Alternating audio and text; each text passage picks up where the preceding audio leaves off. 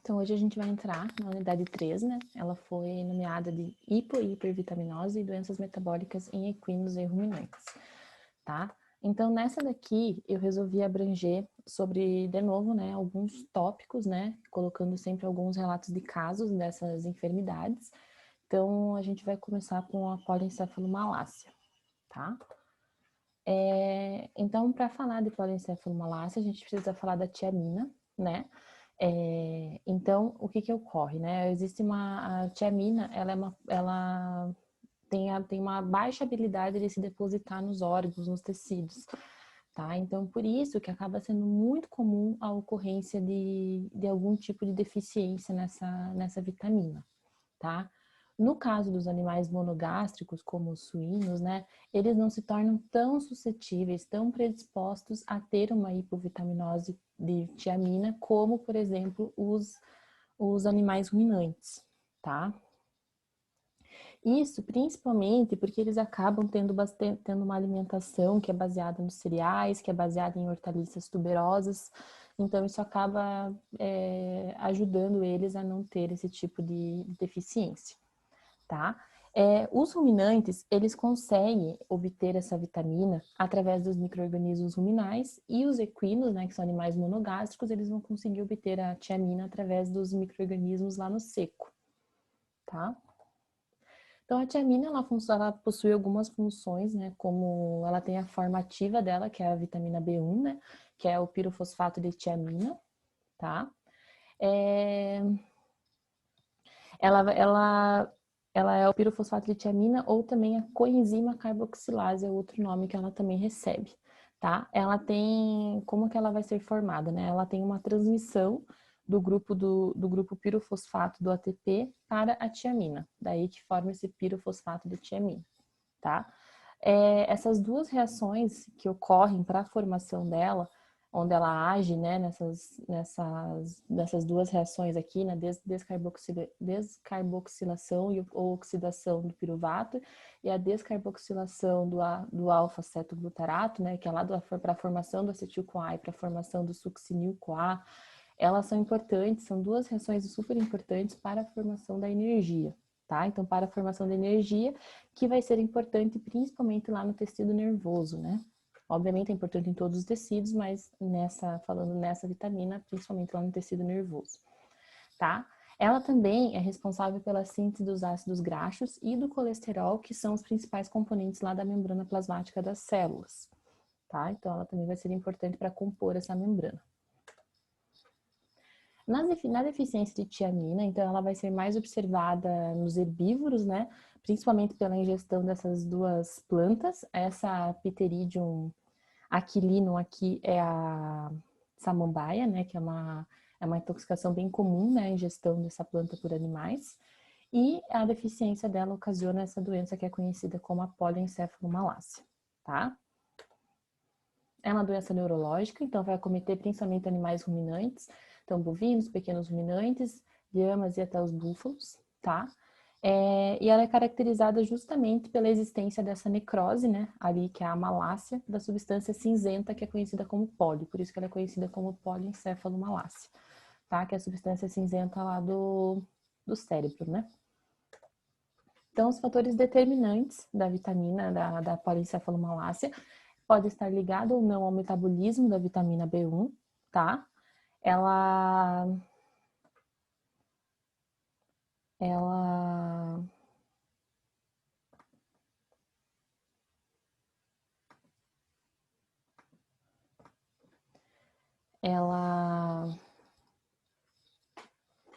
pode estar ligado ou não ao metabolismo da vitamina B1, então, por exemplo, pode ocorrer por causa de alguma alteração lá na microbiota ruminal, pode ocorrer através da ação de tiaminases, então essas tiaminases às vezes podem estar em algum composto que é fornecido na alimentação, análogos inativos da tiamina, como o amprólio.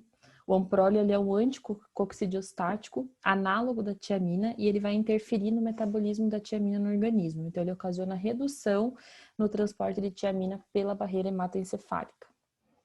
o consumo excessivo de enxofre, que é um dos casos até que foi relatado, né? Então, o enxofre, geralmente, quando são fornecidas dietas ricas nesse íon para os animais, ele acaba predispondo a uma alta demanda metabólica por essa vitamina, né? Pela tiamina. Justamente para que o organismo do animal tente compensar os efeitos tóxicos ocasionados pelo excesso de enxofre lá no tecido cerebral. E isso acaba também acarretando numa hipovitaminose, né, de vitamina B1. A intoxicação por sal também pode ocorrer. Intoxicação por chumbo também pode predispor ela. E o herpes vírus bovino tipo 5 também é um predisponente, né, para polincefalomalácia. Aqui, como fatores agora que predispõem os animais, é a idade, né? Então, geralmente, animais jovens são mais acometidos, né? Não tem predisposição de sexo, nem de raça, nem de sazonalidade. E, normalmente, vai ocorrer em sistemas extensivos, né? Que tem a ingestão dessas substâncias que contêm as tiaminases ou o consumo de fibras de baixa qualidade, tá? Quando os animais, eles são pré-ruminantes, né? Por exemplo, os bezerros, né? Até eles desenvolverem ali o sistema digestório deles completo, eles são considerados animais monogástricos, né? Então eles só têm o abomaso como funcional, né? Como órgão funcional do estômago. Então eles acabam tendo, esses animais, a gente tem que fornecer uma dose diária dessa vitamina, tá? Porque senão eles podem acabar vindo a ter a hipovitaminose. As tiaminases, né, que a gente falou até aqui, né, ingestão de tiaminases, o que são essas tiaminases? Então, normalmente elas vão ser podem ser produzidas por essas bactérias, como esse bacilos e os clostridiums, e também podem estar presentes em plantas, como eu falei lá anteriormente, né, a samambaia, que é o Pteridium aquilino, a cavalinha, que é esse Equisetum arvense, e o trevo d'água, que é o Marsilia drummond. Tá? Então, são as 3 plantas que normalmente têm a presença dessas tiaminases, né? Que são um dos fatores determinantes para ocorrer a deficiência de vitamina B1, né? A polencefalomalácia. Quais seriam os sinais clínicos, né? Então, são sinais clínicos neurológicos, né? Então, são difusos. Então, tem um aumento da pressão intracraniana, vai ter edema, vai ter a necrose neuronal lá no encéfalo, né? Então, até por isso que a gente colocou lá, né? A necrose, que é a malácia, lá da substância cinza do encéfalo, né? Que é o pólio, tá? Na forma aguda, o animal não apresenta febre, não tem, os sinais são prodrômicos, não tem, ele apresenta sinais prodrômicos, né? Então iniciais da doença, anorexia, letargia, pode ter alguma alteração de comportamento, como o animal ficar com uma hiperexcitabilidade, pode andar em círculos, ter uma ataxia, pressão de cabeça contra os objetos, tremores musculares, déficit proprioceptivo, cegueira, mastigação compulsiva, nistagmo, convulsões, estrabismo, coma e pode vir à morte. Então, nenhum desses sinais que a gente observa aqui, eles são patognomônicos da polencefalomalácia, né? Então, são sinais neurológicos e que você tem que ter os diagnósticos diferenciais para eles, né? Como, por exemplo, a raiva, né? A raiva seria facilmente um diagnóstico diferencial para essa enfermidade, né? Na forma subaguda, ela é menos grave. O animal vai apresentar anorexia, apatia, compressão de cabeça contra objetos, cegueira, incoordenação, tá? E quando não tratados, esses animais podem vir a óbito em 2 dias, tá? E animais adultos, eles duram um pouco mais, uns dias a mais do que esses bezerros, né? Que normalmente acabam vindo a óbito mais rápido, tá? Mas aqui ela é um pouco menos grave do que uma forma aguda, tá? O diagnóstico ante-morte, então antes do animal morrer, acaba sendo mais difícil você confirmar o diagnóstico de polencefalomalácia antes da morte. Normalmente você vai acabar diagnosticando ou quando o animal já vem a óbito, né, que é através da necrópsia, então você consegue fazer observação, às vezes faz o diagnóstico diferencial da raiva, né, principalmente. Os achados são inespecíficos, né? E o que às vezes funciona como um diagnóstico seria o tratamento com a tiamina, né? Então você arriscar tratar o animal com tiamina e ver se ele responde a isso, se ele acaba parando de ter sinais clínicos com isso, tá? Então aqui, ó, é de um trabalho que foi feito lá no Rio Grande do Sul, tá? Que teve um surto de polencefalomalácia por ingestão excessiva de enxofre, que eu falei para vocês lá que altera o metabolismo, né? Então ele acaba não permitindo o transporte da tiamina pela barreira hematoencefálica. E tinha esse excesso de enxofre na dieta de bezerros, então sempre a polencefalomalácia é mais comum em animais mais jovens, lá no Rio Grande do Sul, tá? Então, foram 30 animais da raça Red Angus de 10 a 12 meses de idade.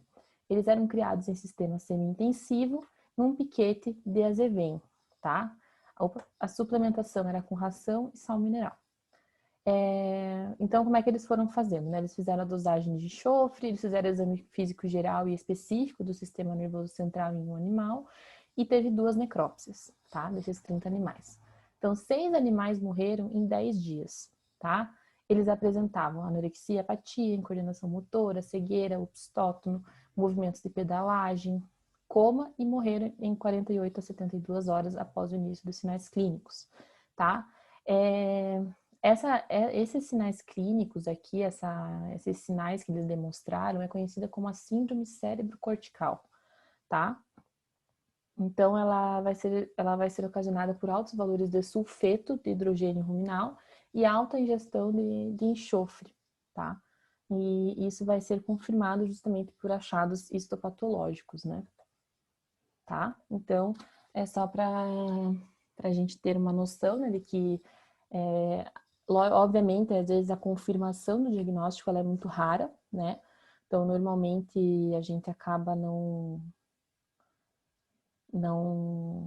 não conseguindo diagnosticar da maneira mais correta, né?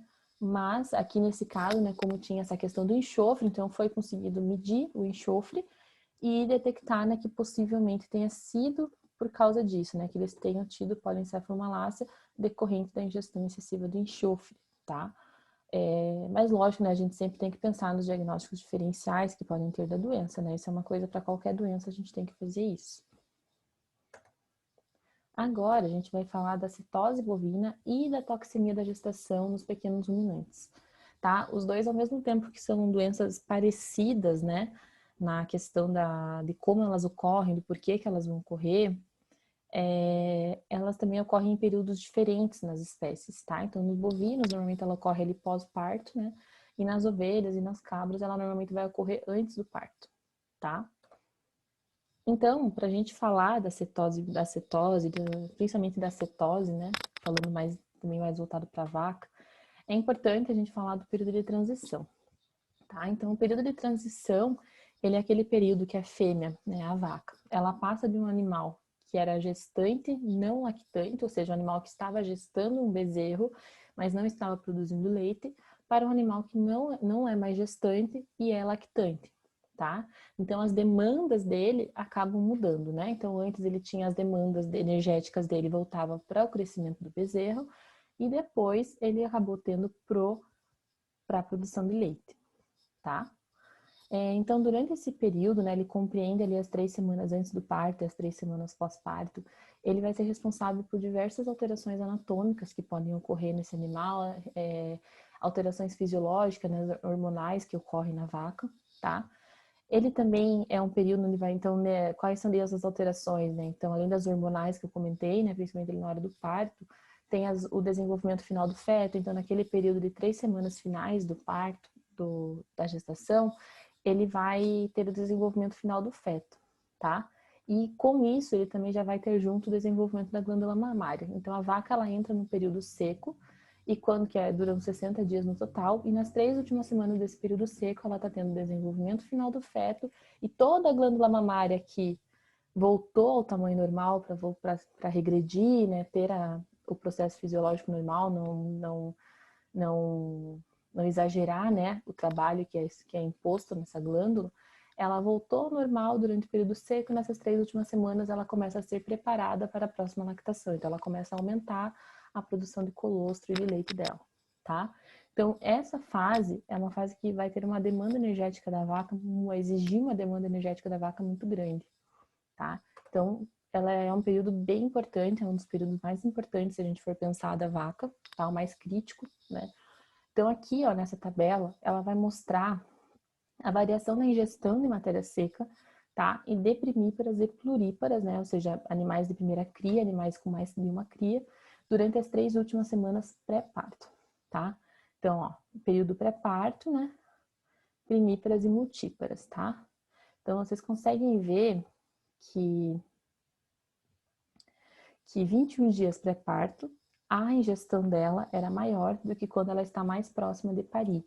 Isso é uma coisa que ocorre muito no período de transição e piora principalmente no período pós-parto. Ela reduz mais ainda essa ingestão de matéria seca dela, que é o que predispõe esse animal a ter essas enfermidades do pós-parto, seja a cetose, seja o deslocamento de abomaso, seja a hipocalcemia, tá? Então, ó, aqui ó, é uma curva, né? É um gráfico que mostra os períodos da vaca, né? As fases de produção da vaca. Então, tem o início da lactação, média, final da lactação e período seco, tá? Aqui estão esses scores de condição corporal, e aqui tem um de ganho de peso e um de ingestão de matéria seca, e esse branquinho aqui é de crescimento fetal, tá? Então, aqui está o parto. O ganho de peso do animal, ele vai decaindo quando após o parto, tá? Por quê? Porque ela não está ingerindo, tá? Então, o animal, ele reduz a ingestão de matéria seca dele, consequentemente, o score de condição corporal dele também vai cair. Por isso que a vaca, ela tem que sempre parir com o score de condição corporal adequado, porque sabe que ela vai perder. Ela não pode estar obesa, mas ela tem que estar com o score adequado para que ela não fique extremamente magra durante esse período de transição, durante esse período principalmente pós-parto, tá? E aqui tem o crescimento fetal, né? Então, aqui, principalmente aqui, ó, no período seco, né, no finalzinho dele, tem o pico do crescimento fetal, né? Que são aquelas 3 últimas semanas pré-parto, tá? O ganho de peso dela se torna excessivamente baixo, né? E só volta a aumentar quando tiver uma ingestão de matéria seca e junto, né, com a próxima gestação dela, né? Que daí esse animal tem que emprenhar, né? Ali pelo menos uns 40, 60 dias após o parto, ela já tem que estar já com o útero adequado, né? Para ela conseguir aceitar outra gestação, tá?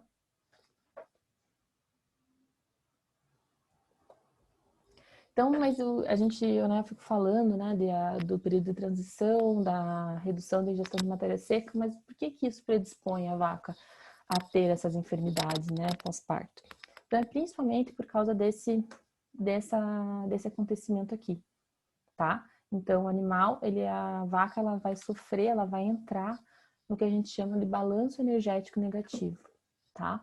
Então, por que que ele ocorre? Ele é desencadeado justamente porque existe um desencontro entre o pico de lactação com a quantidade, com o pico de ingestão de matéria seca. Então, quando a vaca está tendo o pico de lactação, que é geralmente aqui no segundo mês, igual mostra aqui nessa imagem, ela vai estar tendo uma ingestão de matéria seca baixa. Então, toda a demanda energética dela está indo para o leite. Isso vai fazendo com que ela perca peso e comece a querer mobilizar energia de outros tecidos, né? Principalmente do tecido adiposo, tá? E a ingestão de matéria seca, ela tem o pico dela em torno lá do 4º mês, tá? Então, isso também acaba sendo, ela tem esse desencontro, isso faz com que a vaca entre em balanço energético negativo, tá? Então, ela tá dando muito leite, exigiria uma ingestão de matéria seca maior, só que ela não tá comendo, ela acaba ingerindo menos. Então, ela não consegue fornecer a energia necessária para continuar produzindo esse leite.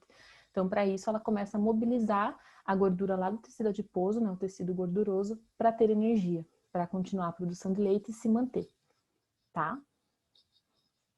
Então, ela acaba se tornando muito suscetível, né, a outras enfermidades, né, como eu falei, a cetose, o deslocamento de abomaso.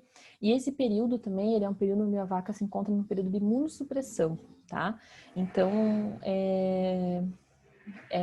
ela acaba tendo tudo num período só, tá? Todas as vacas elas vão sofrer com balanço, algum grau, né, um determinado grau de balanço energético negativo no início da lactação, só que a severidade e a duração desse balanço energético negativo vai depender justamente dessa questão do score de condição corporal que eu mencionei para vocês aqui antes, tá? Aqui daí tem algumas questões, né, que também ocorrem. Então, uma questão bem importante é a gente lembrar que o ruminante, ele é um animal hipoglicêmico, né? Então, ele já não tem uma glicemia muito alta. E quando ele pare, ele está com uma glicemia e com a insulina baixa também, tá? Por que isso? Porque o ruminante, ele não absorve toda a glicose que ele ingere na dieta. Então, ele tem a capacidade de absorver em torno de 5% daquela glicose que é ingerida na dieta, tá? Porque grande parte da glicose vai sofrer a fermentação ruminal lá pelas bactérias do rumen, tá? Então ele acaba se tornando um animal hipoglicêmico. E nessa fase acaba tendo mais ainda a redução de glicose e de insulina, justamente porque ela está com uma ingestão de matéria seca muito baixa também, tá? Com isso, acaba tendo aumento do catabolismo de gordura. Então, foi o que eu falei. Ela começa a drenar as reservas corporais, né? Que nem mostra aqui nesse desenho, uma vaca bem magrinha, né? Justamente para tentar repor essa energia, né, essa glicose que está faltando, tá? Então, ela começa a mobilizar, né, o tecido adiposo lá, aumentando a quantidade de ácidos graxos não esterificados e de beta-hidroxibutirato, que é um dos corpos cetônicos que são produzidos, né?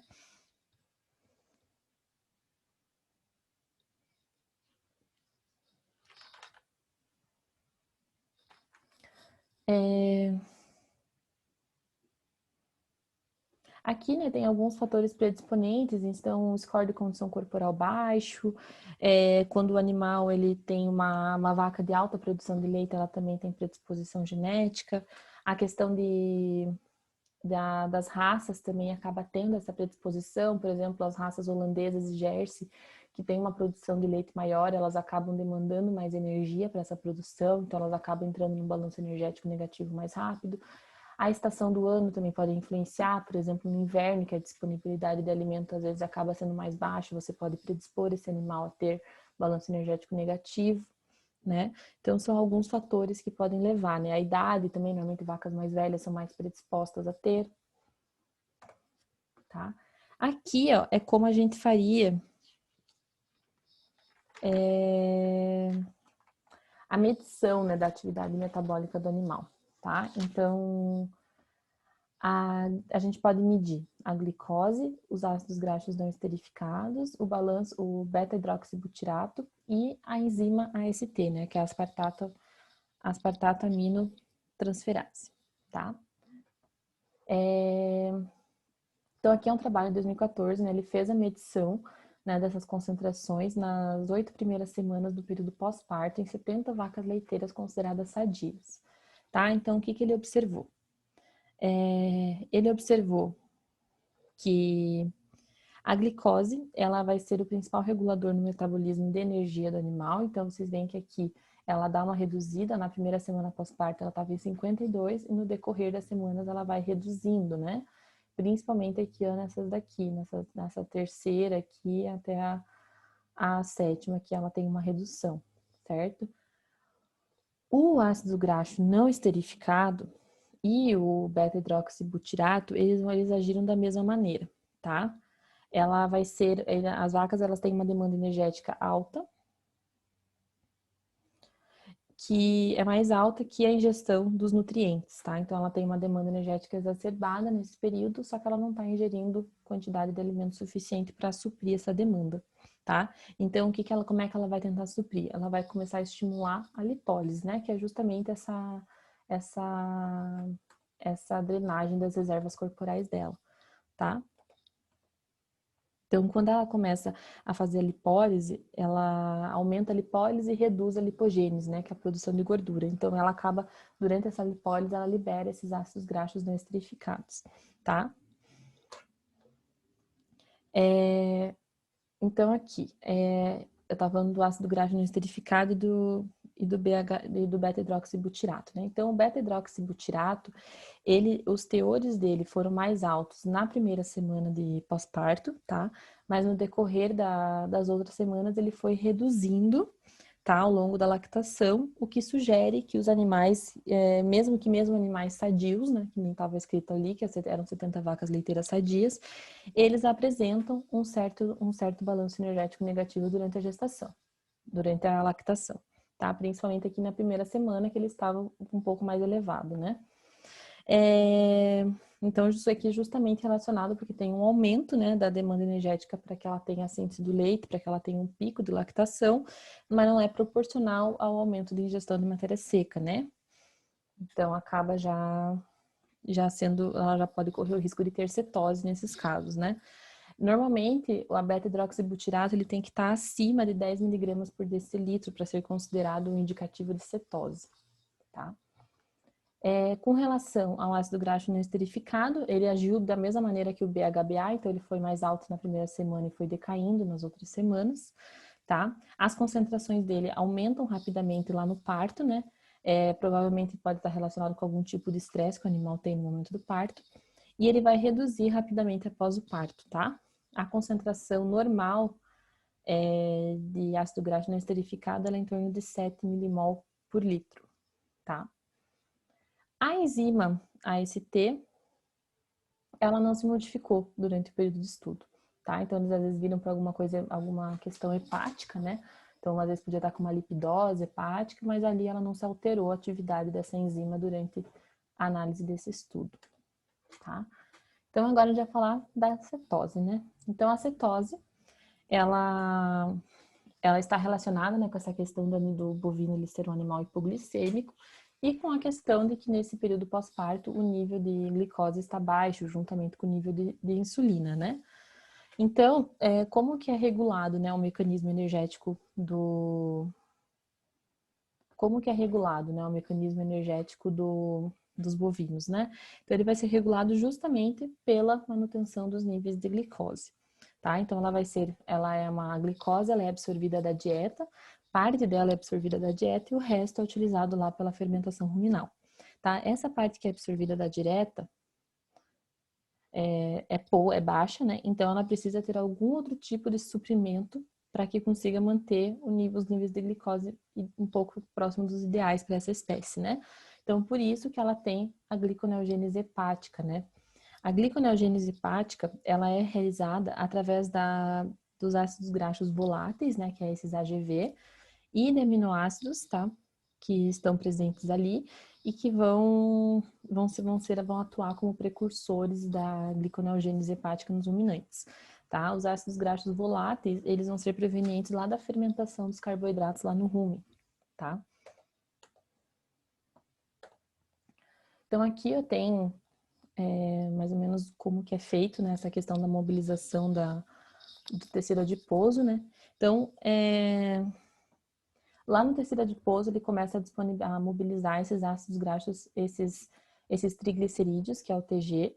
Quando esses triglicerídeos eles vão para a corrente sanguínea, eles são chamados de ácidos graxos não esterificados, que são aqueles que são medidos lá, né, mensurados durante esse período, tá? Esses ácidos graxos não esterificados, eles vão lá para o rio, lá pro rim, não, lá pro fígado, tá? E eles vão acabar sendo importantes para a produção para acontecer a gliconeogênese, tá? Então, lá eles vão acabar sendo precursores, ou eles podem entrar lá na síntese do acetil-CoA, ou eles podem ser precursores juntamente com esse acetil da glicose e dos corpos cetônicos, certo? Então, eles vão ajudar na produção dos ácidos graxos voláteis, tá? Os ácidos graxos voláteis são esses daqui, o acetato, o propionato e o butirato, tá? O acetato, esses ácidos graxos eles vão ser liberados na corrente sanguínea e vão ser utilizados, né, como fonte de energia por diversos tecidos, tá? Então, o acetato ele vai ser utilizado principalmente na síntese de gordura ou ele pode ser utilizado lá na síntese de gordura lá no leite, tá? O butirato, ele vai ser principalmente mobilizado metabolizado em acetil-CoA e ele vai começar a produzir os corpos cetônicos, tá? Que é a acetona, o acetoacetato e o beta-hidroxibutirato.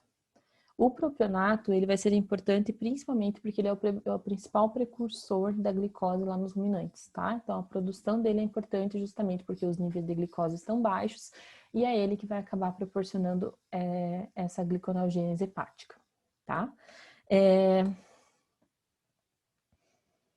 Quando tem um acúmulo desses triglicerídeos, né, lá no fígado, por causa que teve uma absorção de ácido graxo não esterificado, isso pode acabar predispondo o animal, além de ter cetose, de ter também a presença do fígado gorduroso, né, que é lipidose hepática.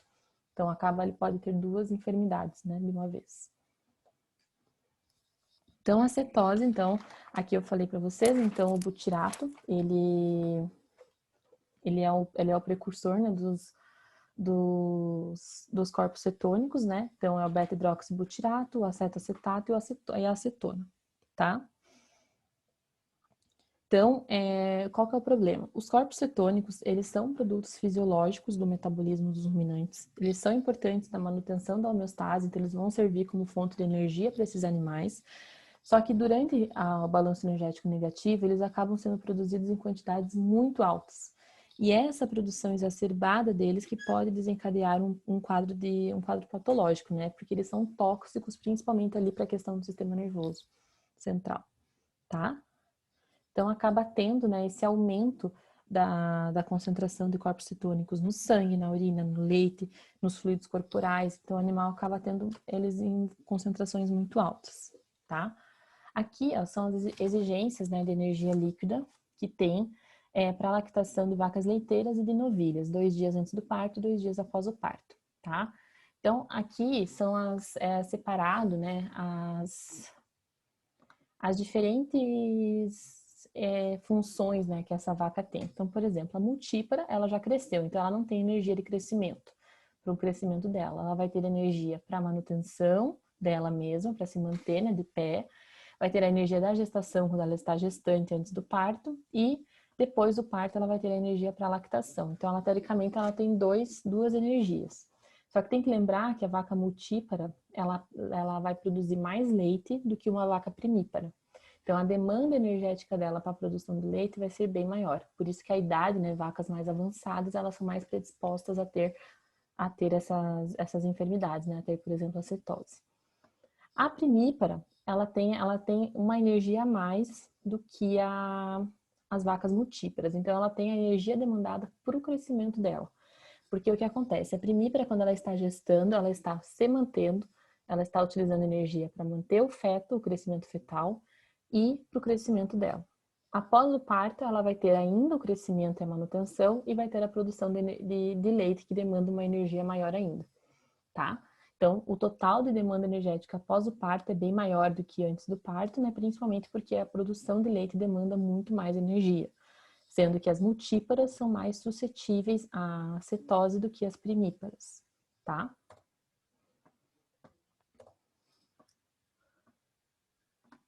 Aqui, ó, são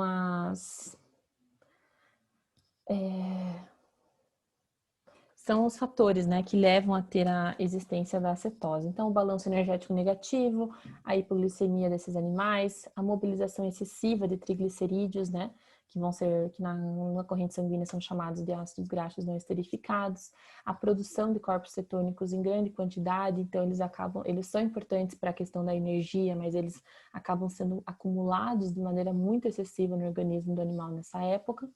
E normalmente vai ocorrer da primeira até a 8ª semana de lactação. Daí vem a classificação da cetose, né? Então ela pode ser classificada de acordo com a origem ou de acordo com a sintomatologia dela. De acordo com a origem, ela pode ser primária, secundária, alimentar, por inanição ou por deficiência nutricional. Tá? A primária são aqueles animais que possuem uma alta produção, têm um bom score de condição corporal, têm uma alimentação de qualidade, mas como todas as vacas são suscetíveis a ter o balanço energético negativo, ele vai ser a principal causa da cetose, tá? A secundária é aquela que é provocada por algumas outras enfermidades, como deslocamento de abomaso, retenção de placenta, metrite, mastite, tá? Que são doenças que vão acabar acarretando na redução da ingestão do alimento por esse animal. Tá? Então, ele acaba mobilizando a energia da gordura. Pode ser de origem alimentar, que é aquela quando tem uma alta ingestão de butirato, que é um precursor cetogênico na silagem. Então, a silagem ela possui grandes concentrações do butirato e ele acaba sendo um precursor dos corpos cetônicos, né? Pode ser de origem por inanição, então é quando o animal ele tem um baixo score de condição corporal, uma alimentação de má qualidade e ele acaba se predispondo mais ainda a isso. A deficiência nutricional é quando tem carência, né, por exemplo, de cálcio e fósforo, que acaba reduzindo a ingestão de matéria seca e tem pouca mobilização do propionato. Daí acaba desencadeando também a cetose. Com relação à classificação pela sintomatologia, ela pode ser dividida em clínica e subclínica. Então, a clínica é aquela onde o animal vai ter perda do peso, vai ter perda do score de condição corporal, vai ter redução da produção leiteira, as fezes vão estar secas, o hálito vai estar cetônico. Essa, na verdade, é uma característica muitas vezes observada, né, nesses animais com cetose. E daí, se você fazer um hemograma, você vai ver hipoglicemia, acetonemia e pode ver também, se fizer um exame de urina, acetonúria, né, que é a presença de corpos cetônicos na urina. Tá? Nos casos mais graves, quando o animal está com uma hipoglicemia, ele também pode apresentar uma hipoglicemia muito grande, ele pode apresentar sinais neurológicos também. Então, ele vai andar em círculos, comprimir a cabeça contra objetos, ter cegueira, mastigação excessiva, salivação. Por isso que é tão importante a gente fazer diagnósticos diferenciais, né? Você vê que essa sintomatologia clínica da cetose, quando atinge ali o sistema nervoso por causa de uma hipoglicemia muito excessiva, né? Ela acaba sendo um diagnóstico diferencial também para poliencefalomalácia, que a gente acabou vendo anteriormente, né? Então, sempre tem que saber associar. Lógico que essa parte neurológica talvez não seja tão comum, porque normalmente em vacas, por exemplo, leiteiras, né, o acompanhamento é mais diário, então é difícil chegar num nível desse. Mas é sempre importante a gente ter essa noção dos diferenciais, né? Na cetose subclínica, não vai ter sinais clínicos aparentes, então vai ter uma queda na produção do leite, uma hipoglicemia e uma cetonemia, se você fizer exames complementares, mas o máximo que vai ser identificado vai ser essa redução na produção leiteira do animal, tá? O diagnóstico, então, vai ser feito através da anamnese, então, do histórico do animal, do histórico da propriedade, a epidemiologia, se as vacas já teve ocorrência ali na propriedade, como que é feito o parto, como é que é feito o manejo pré-parto, né? Então, você vai reunir todo esse histórico da propriedade, dos animais, para você conseguir determinar também o diagnóstico. E ainda pode ser feita a mensuração do corpo cetônico, tá? Então, aqui é um dos métodos, né, nesse vídeo, que mostra essa mensuração. Então, aqui é pelo método de fita no aparelho, tá? Então, você vai fazer a mensuração dos corpos cetônicos, tá? Principalmente do beta-hidroxibutirato, que pode ser feito no sangue, na urina e no leite. O do sangue, ele é mais preciso, tá? Então, ela tira uma gotinha de sangue aqui na ponta da cauda do animal, o animal tem que estar devidamente contido, tá? E coloca ali na fitinha do aparelho. Ó, ela vai perfurar, bem de levezinho, pega uma gotinha de sangue, ó, e ele já lê. Tá? Ó, deu 0,8 milimol por litro, tá? Aqui dela vai mostrar o que seria o normal, né? Então, ó, de 1,2 a 5 é uma cetose subclínica. Maior que 5 milimol já é uma cetose clínica, tá? Então, ali ela viu que deu um resultado de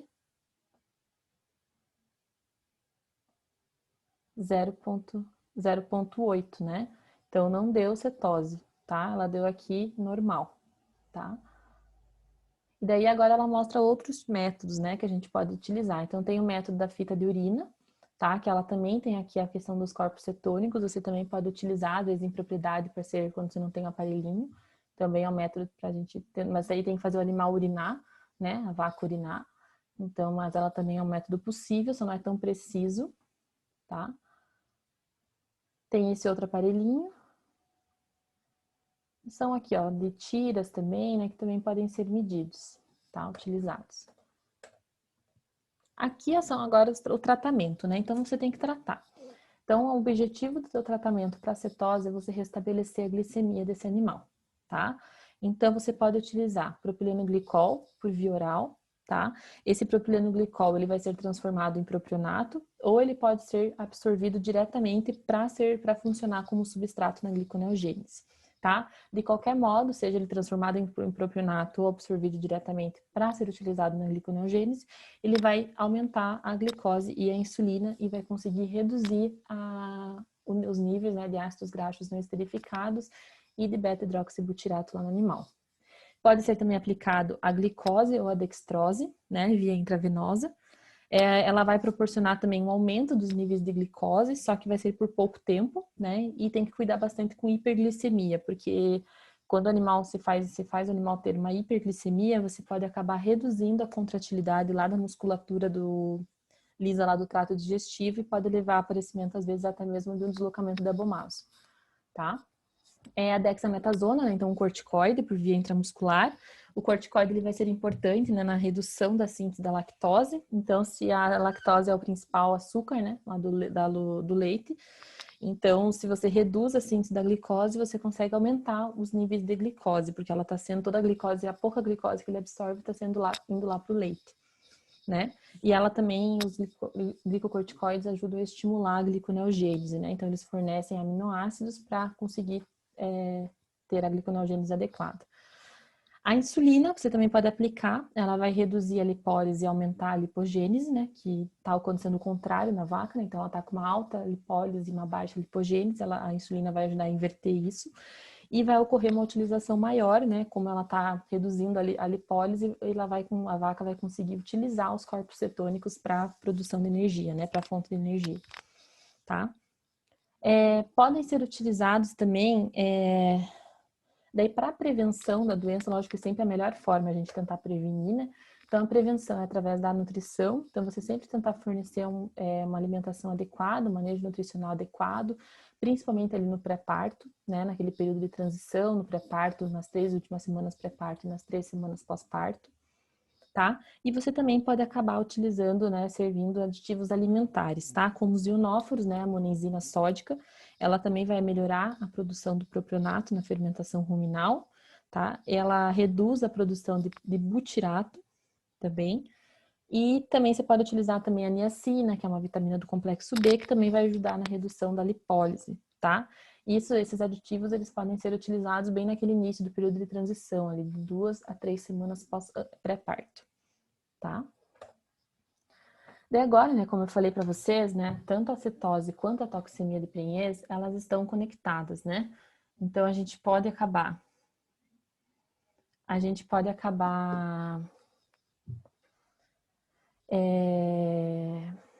gente tem as causas, né, das doenças são as mesmas, certo? Então, na toxemia de Prenhez, a gente também vai ter um animal hipoglicêmico, vai ter uma cetogênese excessiva e vai ter também uma acidose metabólica, né? Porque os corpos cetônicos, eles são moléculas ácidas. Então, lá na cetose também pode vir a ter isso, tá? Só que tem essa diferença. Nas ovelhas e cabras, a toxemia de Prenhez, essa alteração vai ocorrer nas últimas 6 semanas pré-parto. Então, ela não ocorre naquele período de transição, principalmente pós-parto. Ela vai ocorrer no pré-parto, tá? Normalmente, a toxemia de Prenhez, ela vai ocorrer quando as fêmeas, né, estão gestando fetos maiores ou até mais de um feto, tá? Então, elas acabam demandando grandes exigências nutricionais do que aquela fêmea que está gestando um somente, né? Ou até 2 no máximo, né? Os animais que são acometidos, então aqui tem as formas, né? Então tem a forma inicial, que ela tem dura 2 a 3 dias, são sinais clínicos mais brandos. Tem a segunda forma, que é uma forma um pouco mais severa, então já tem perda de apetite, depressão, o animal não consegue ficar em estação, aumento da frequência cardíaca, da frequência respiratória, da frequência ruminal, e pode vir a ter sinais neurológicos, né? Então, compressão da cabeça contra objetos, andar em círculos, né? Na terceira forma é a mais severa. Então, o animal já vai estar em decúbito external. Nesse daqui eu falei errado. Aqui o animal ainda consegue ficar em estação. Na terceira forma, que o animal ele entra em decúbito external, tá? Vai ter uma depressão intensa, a frequência cardíaca vai estar bem elevada, a frequência respiratória bem elevada. Ele vai ter uma uremia, oligúria e vai ter desidratação e o animal vai entrar em estado comatoso. Então ele vai ter redução da temperatura, pode ter movimentos de pedalagem excessivos que normalmente esses movimentos de pedalagem eles antecedem a morte do animal, tá?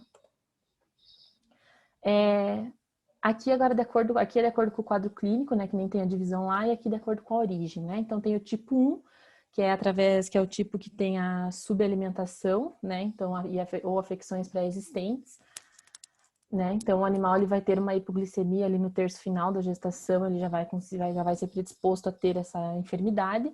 E o tipo 2, que é quando o animal está muito obeso, então ele acaba tendo uma hipoglicemia súbita e acaba predispondo a ter a toxemia de gestação. tá? Na vaca, isso também pode ser, são fatores também que levam eles a serem classificados de acordo com a origem, né? Só que aqui só são 2 tipos daí, tá? Os tratamentos. Então, tem a indução do parto, normalmente como é antes do parto, então você tem que induzir a ovelha ao parto, né? Ou fazer uma cesariana, dependendo de como tiver a apresentação lá do feto, ou dos fetos, né? Pode ser feita a glicose intravenosa, então vai ter o mesmo, tanto a glicose quanto o propileno glicol, eles vão agir da mesma maneira que lá na vaca, lá que nos bovinos, né? E também pode ser utilizada a somatotropina recombinante bovina, né? Que é o BST. Normalmente ele vai ser, se a gente vê esse hormônio nos protocolos de indução de lactação, né? Mas aqui ele também pode ser utilizado no tratamento da toxemia de gestação. Então, ele amplia a capacidade do hepatócito na produção da glicose através da metabolização do propionato, tá? Então, o hepatócito fica mais hábil em transformar o propionato em glicose, tá? Então, aqui ó, é um trabalho, na verdade, de conclusão de estágio supervisionado, então de conclusão de curso, né?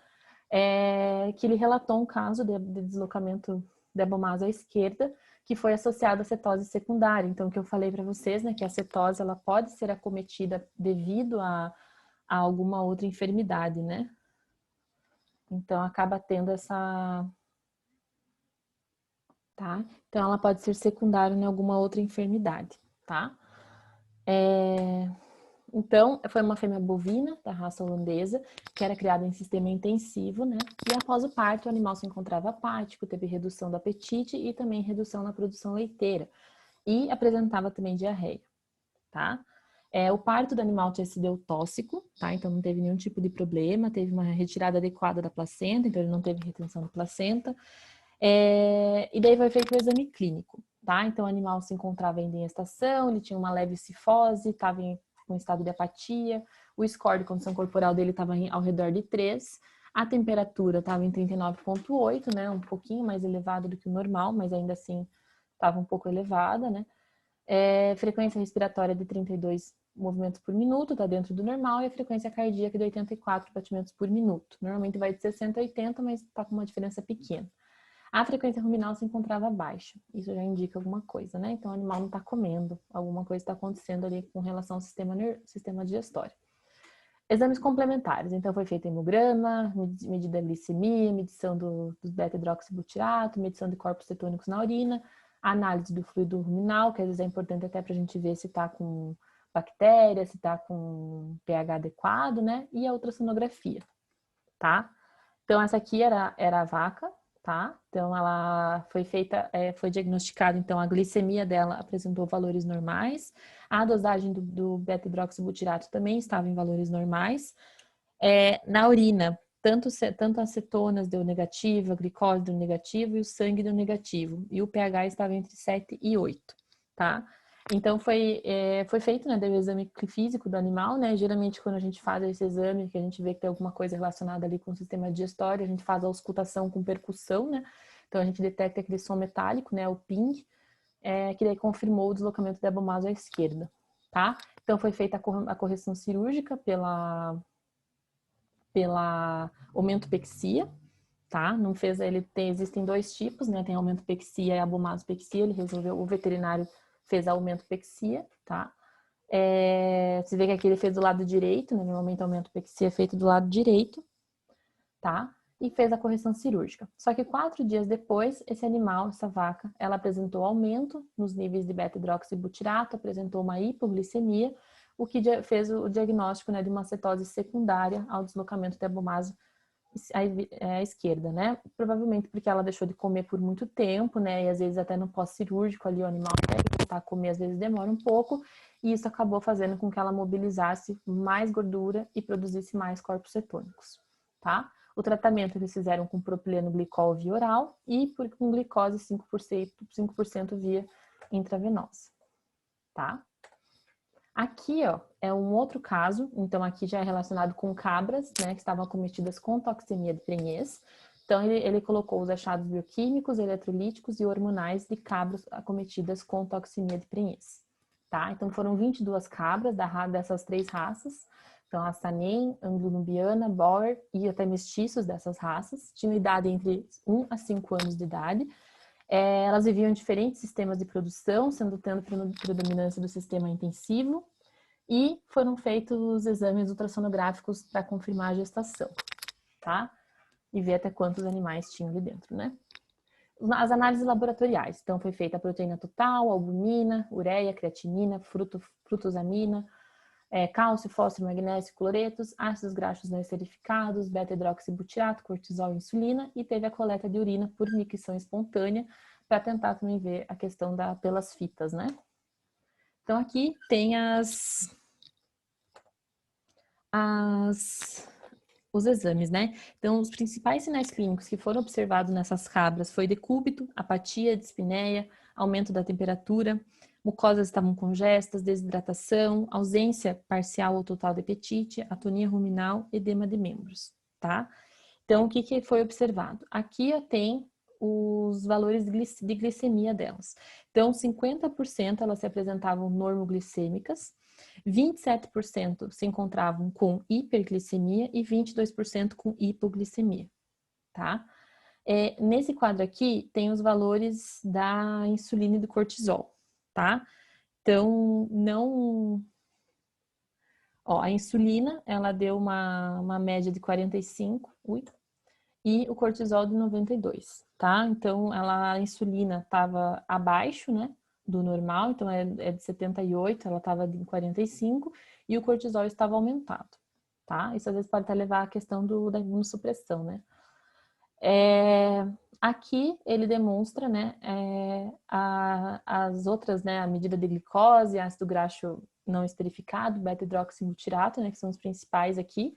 Então, ó, o beta-hidroxibutirato ele estava elevado, o ácido graxo não esterificado também se encontrava elevado e a glicose ali estava nos níveis normais, né, nesse caso, tá?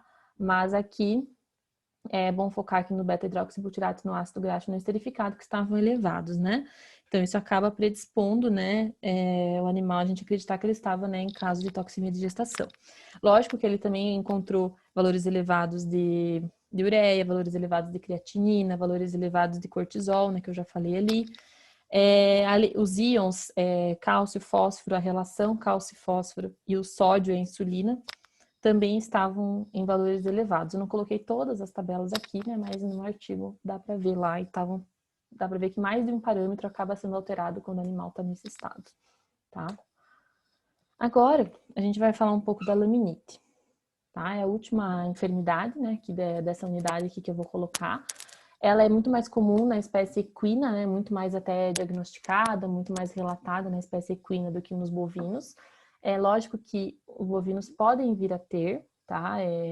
Então, é uma coisa que às vezes na rotina ali de vacas leiteiras, né, de vacas, principalmente leiteiras, você acaba tendo esse acontecimento pelo animal muitas vezes ser criado em sistema intensivo, se predispõe ele a ter problemas de casco muitas vezes, né? Então você acaba tendo esse tipo de enfermidade recorrente, né? Então, o que é a laminite, né? Então, a laminite, por mais que o nome seja, a gente só associe, né, com a parte laminar do casco, ela é uma doença sistêmica, tá? Que ela tem uma sintomatologia relacionada aos dígitos dos animais acometidos, tá? Então, ela é uma síndrome bem severa, tá? Ela tem essa inflamação ali do córeo laminar do casco, só que ela é de origem sistêmica, tá? Ela também pode ser chamada de pododermatite asséptica difusa, tá? Mais comumente conhecida como laminite. Então, nos equinos, quais são os fatores predisponentes, né? Excesso de alimento rico em fibras fermentáveis, como grãos e gramíneas, alterações gastrointestinais, né, como a síndrome cólica, retenção de placenta, metrite, pneumonias e alterações hormonais, como hipotiroidismo, síndrome de Cushing, obesidade, são fatores que podem predispor os equinos a desenvolver a laminite, tá? Nos bovinos, o principal fator predisponente é a presença da acidose ruminal, então a gente vai comentar dela na próxima unidade. Ela é um fator predisponente para a laminite, tá? No parto, os animais primíparos, eles também são mais predispostos a ter esse tipo de enfermidade, tá? As metaloproteinases, então elas são endotoxinas e mediadores inflamatórios, né? Então eles vão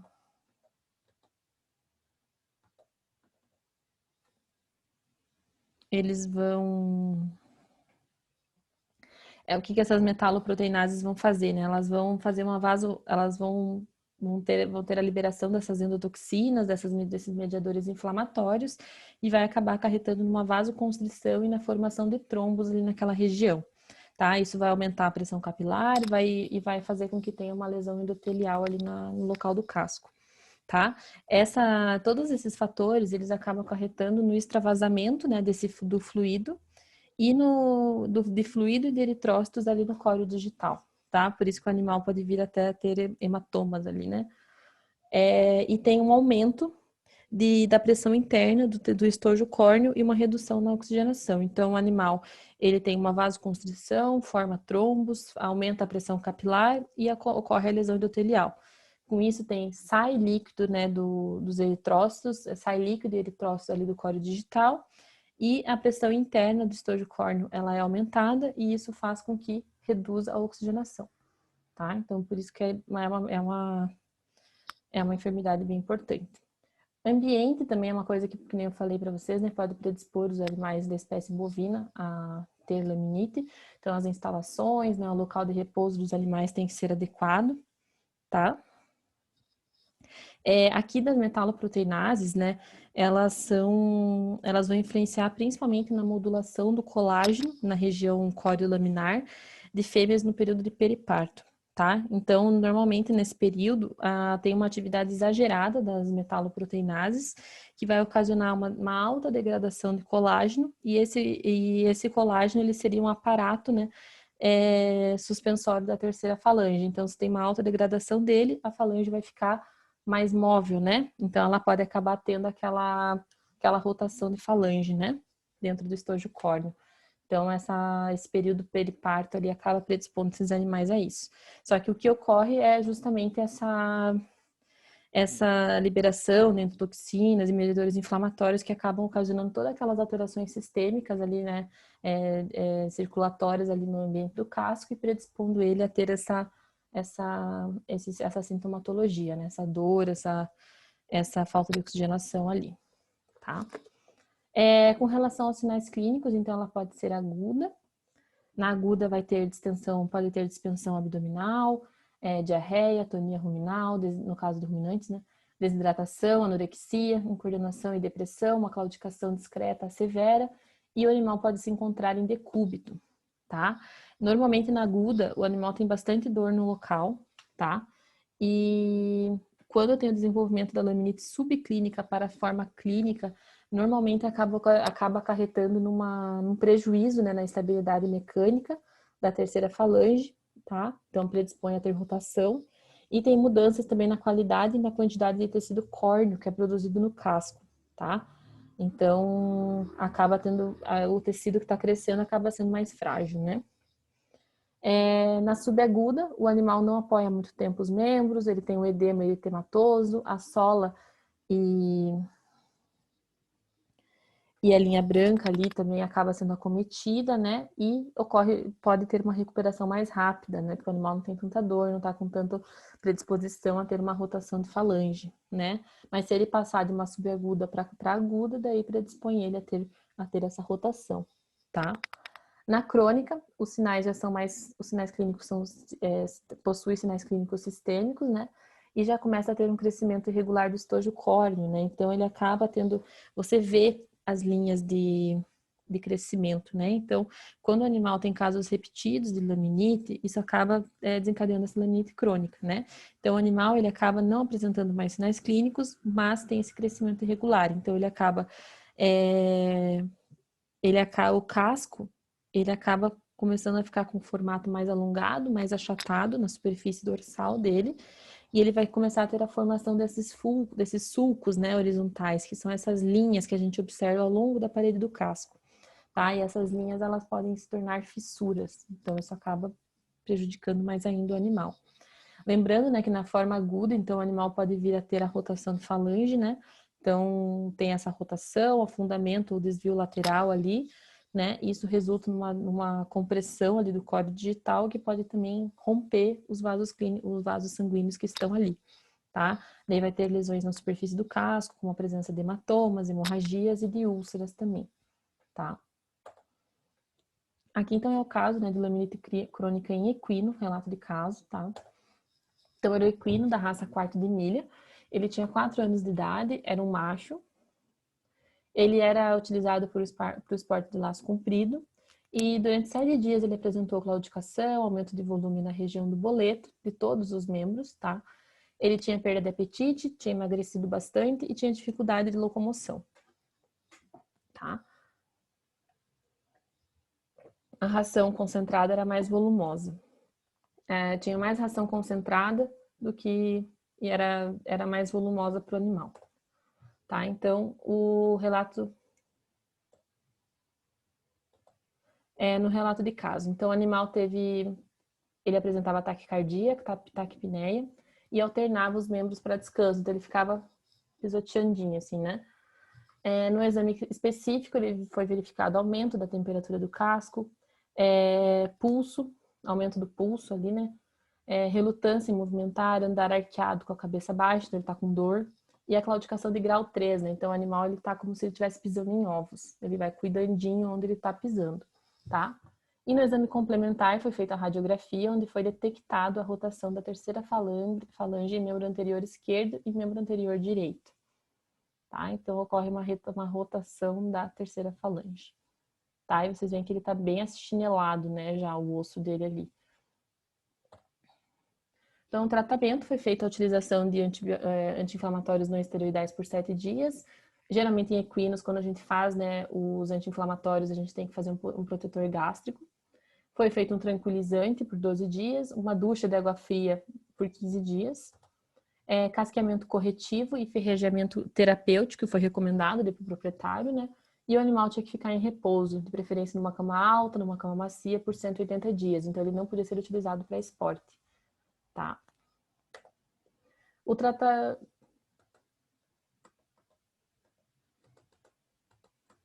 Tá? Então, foi mais ou menos isso. Que teve de o animal, teoricamente, é para melhorar. Muitas vezes o animal não volta, às vezes com o potencial que ele tinha no esporte, né? Dependendo do grau de severidade que está ali, né, no casco dele, mas é sempre importante cuidar. Como eu falei, muito mais relatado em equinos do que em bovinos, tá? Em bovinos muitas vezes é visto, mas nunca dificilmente é publicado isso, tá? Mas é importante, né? Geralmente em equinos tem a radiografia, né, associada, então é sempre importante confirmar se não tem rotação de terceira falange, que você só vai conseguir ver pela radiografia, tá? Então é sempre importante ver a questão do achinelamento, né, o membro mais achatado ali, o casco, isso tudo tem que ser corrigido. Por isso que a gente faz, né, esse casqueamento corretivo para o animal voltar a pisar de maneira adequada, né? E não ficar pisando assim, né?